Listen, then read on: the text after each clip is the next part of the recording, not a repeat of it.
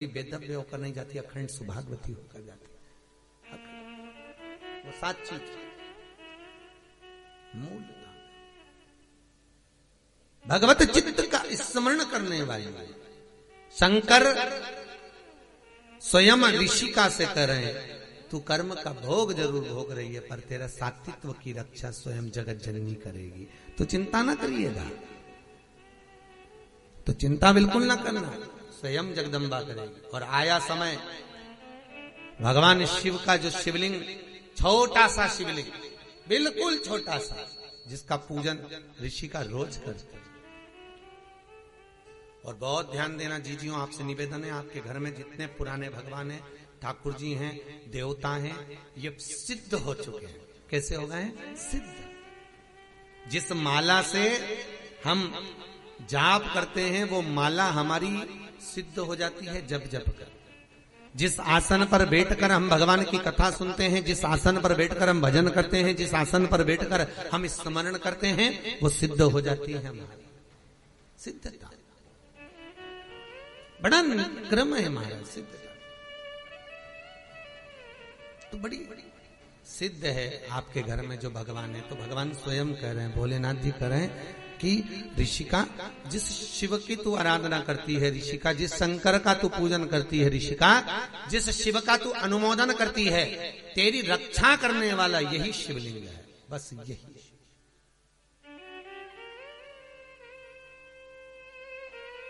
वही शिव।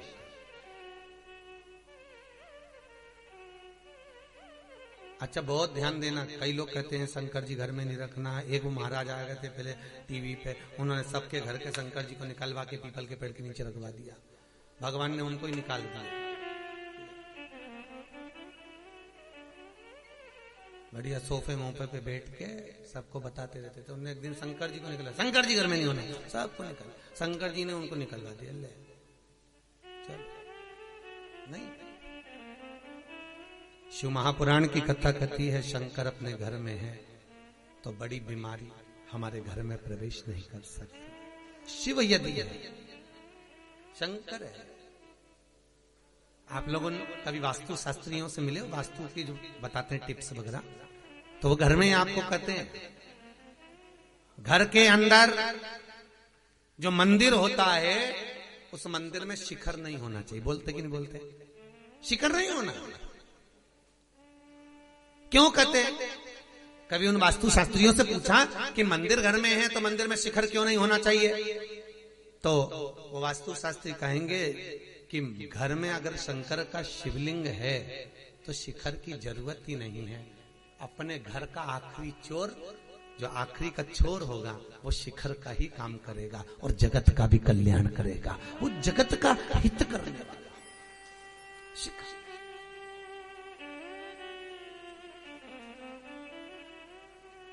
उनसे पूछोगे वो बताएंगे आपको कि मंदिर में अगर शंकर है, मंदिर में अगर शिव विराजमान है, मंदिर में अगर भोलेनाथ विराजे हुए हैं, तो फिर क्या सोचना? फिर नहीं सोचना, शंकर है, शिव है, बैठे हैं। अब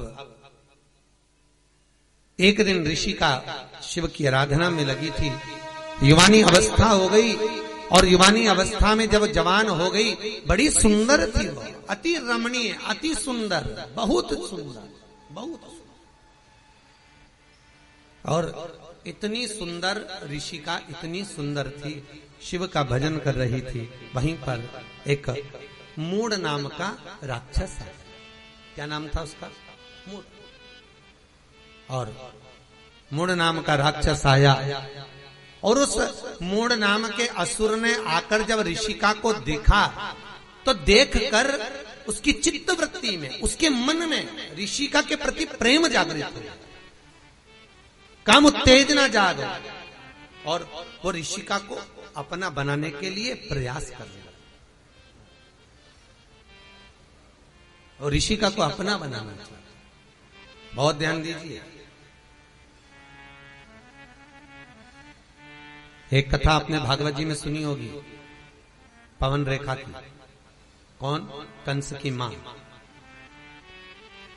राजा कंस की मां पवन रेखा रजस्वला धर्म के, कौन से धर्म के? रजस्वला धर्म, जो नारी 7 दिन काम नहीं करती, उस रजस्वला धर्म के चौथे दिन बाल धोकर वन में चली गई थी। पवन रेखा, भागवत जी में पंडित जी ने आपने को सुनाया होगा, कंस का जन्म।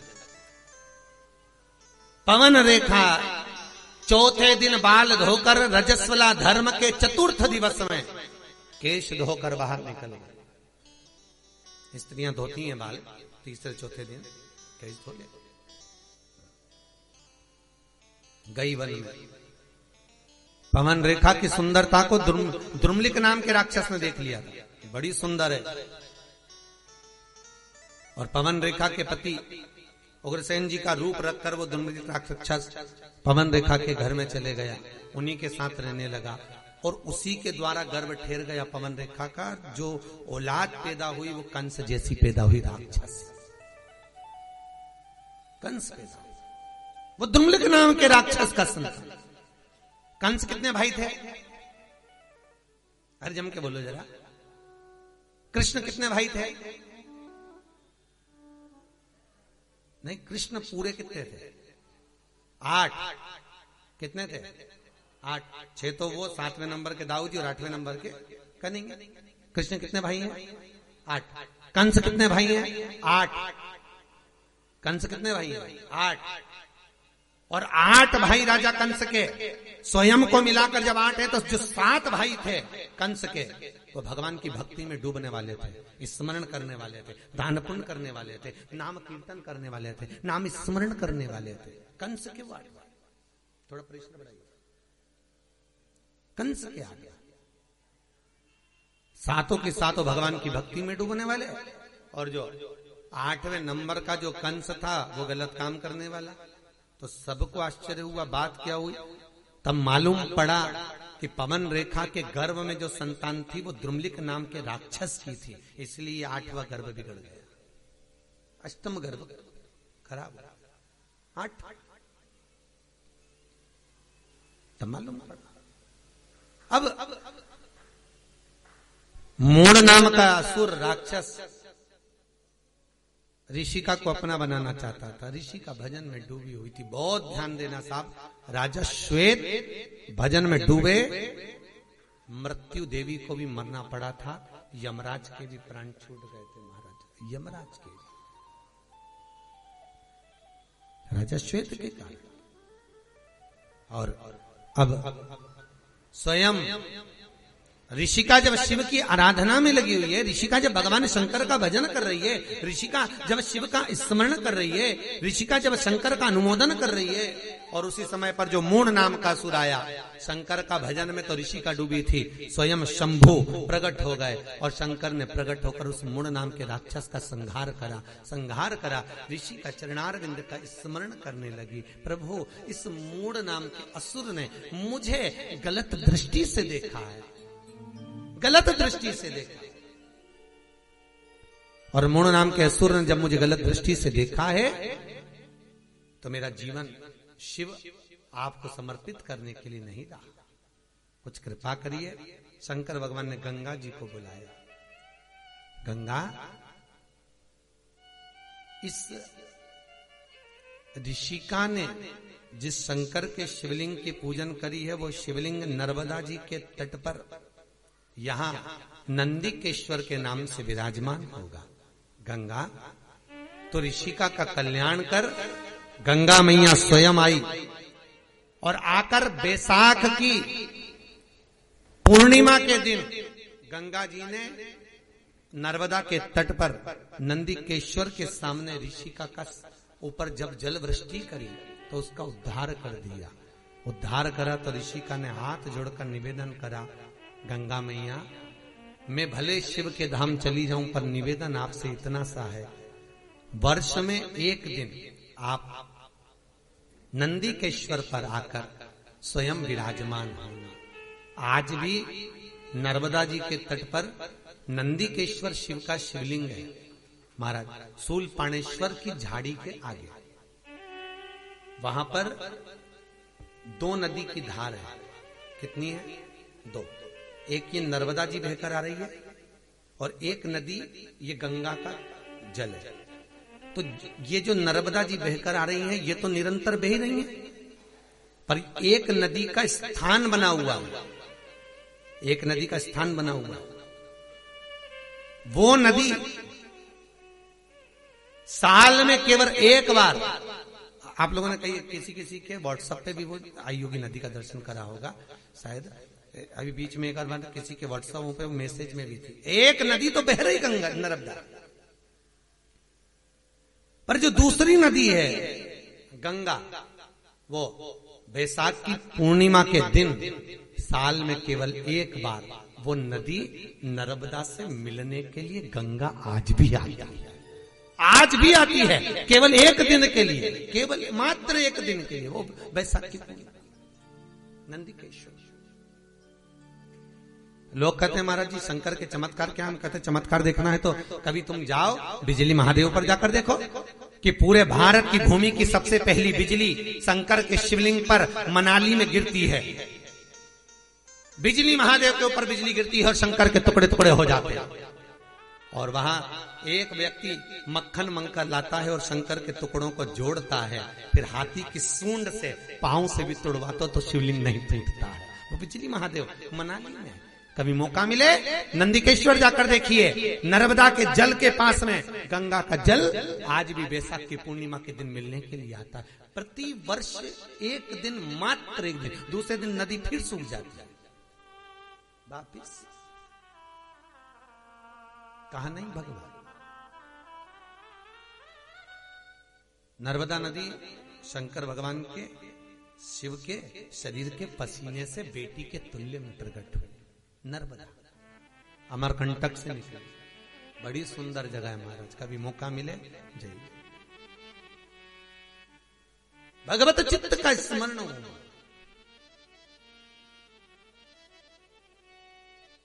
पूरी दुनिया में सारे शिवलिंग पर चढ़ाई हुई वस्तु को नहीं खाया जाता, पर नर्मदेश्वर नर्मदा के जल से निकला हुआ शिवलिंग पर चढ़ी हुई वस्तु खाई जा सकती है, वस्तु पाई जा सकती है, उसका स्मरण किया जा सकता है।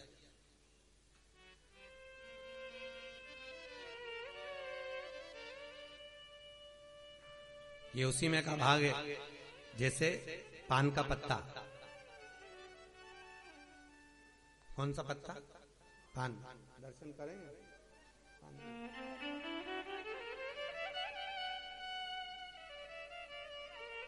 ये पान का पत्ता, इस पान के पत्ते पर ये, इसका जन्म कहाँ हुआ आपको मालूम होगा ना? पान का जन्म कहाँ हुआ है?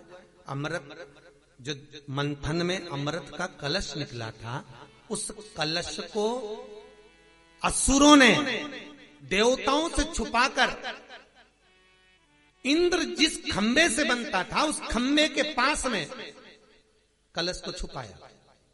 वहीं कलश को रखे रखे उस कलश की बूंद नीचे टपक गई थी, तो पृथ्वी से संसर्ग होकर एक बेल उत्पन्न हो गई थी। उस बेल से ये पान का पत्ता उत्पन्न हुआ था। इसलिए पूजन में पान की बड़ी महत्वता होती है महाराज। अमृत का, पर इसमें कामता का निवास हो गया। कामता को देखकर दरिद्रता देवी इसमें प्रवेश कर गई। तो दरिद्रता देवी ने कहा इसमें मेरा निवास होगा। देवताओं ने कहा ये तो देवताओं पे भी चढ़ेगा, सबको प्रिय रहेगा ये बीड़ा, ये पान। तो दरिद्रता देवी कहती है मेरा भाग आगे और पीछे रहेगा। इसलिए जब भी तमोली पान बनाने वाले पान जब बनाते हैं तो आगे का भाग तोड़ देते हैं और पीछे का भाग कैंची से, अरे बोलो सही है कि गलत है? तो कई बच्चे पूछते हैं मम्मी इसको पीछे से क्यों काटा, आगे से क्यों काटा, बीच में तो काटा ही नहीं। तो उसका कारण केवल इतना है, इसमें दरिद्रता का जो भाग है वो दो भाग है। दरिद्रता आगे भी निवास कर रही है, पीछे भी निवास कर रही है। इसलिए इसको तोड़कर फिर पान बनाया जाता है, बीड़ा बनाया जाता है। पर पूजन में जल के पात्र में जब तक यह पान डला रहता है तब तक दरिद्रता देवी का दोष इस पान में नहीं रहता। कई लोग पूजन करने के बाद पान को थाली में रख देते तो पंडित जी वापस उठा के उसको पानी के कलश में डाल देते। डालते कि नहीं डालते? वापिस पानी के कलश में, क्योंकि अलग रहेगा तो दरिद्रता का भाव रहेगा, उसमें डला रहेगा। तुम किसी तमोली की दुकानों पर भी जाकर देखना, जो पान बेचते हैं वो अगर पान का ढेर रखेंगे तो बार बार पान पर पानी का छींटा देते रहेंगे। देते कि नहीं देते? पानी का छींटा देते रहेंगे, उसको गीला रखेंगे। भले पानी से वो सड़ रहा है, पानी से गल रहा है, तो भी उस पर जल का छींटा देंगे, क्योंकि पानी में जब तक है तो उसमें दरिद्रता का भाव नहीं। पानी से सूखा दरिद्रता का भाव प्रकट होता है। तो शंकर का जो मिलन है महाराज, शिव कह रहे हैं तू गंगा नर्मदा के इस नंदिकेश्वर तू आ और मिल। तो जो कहते हैं कि भगवान कहाँ है, हम कहते हैं एक बार जाकर जरूर देखो साहब, जरूर देखा। उसकी प्राप्ति का केंद्र बिंदु है, वो अवश्य प्राप्त होता है। शंकर की कथा कहती है, ऋषिका शिव के धाम में चली जाती है, देवताओं ने पुष्पों की वृष्टि करी है, गंधर्व गान करे हैं, अप्सरा नृत्य करी, चारों तरफ सुख समाहित हो जाता है, सुख समाहित। इधर भगवान शिव की कथा कहती है, शंकर भगवान अनुमोदन करते, आनंद के सुख की राशि है, सुंदर मंगल विवाह प्रसंग का स्मरण हुआ। शिव जी का विवाह पार्वती के साथ हुआ, कल अपने कथा में सुना। पार्वती और भगवान शंकर का जो विवाह हो रहा है, शिव और पार्वती का जो मंगल विवाह हो रहा है, अपन कल कथा में इसको श्रवण करें। और फिर ध्यान देना, शंकर विश्वास है, पार्वती श्रद्धा है, और शिव और पार्वती का विवाह नहीं है, ये विश्वास और श्रद्धा का मिलन है। आज के जमाने में ये दोनों चीजें किसी के घर में नहीं है। क्या क्या चीज बोलो जम के? विश्वास और श्रद्धा, ये दोनों चीज लोगों के घर से चली गई। ना विश्वास रहा ना श्रद्धा रहा। भाई भाई पे विश्वास नहीं करता, देव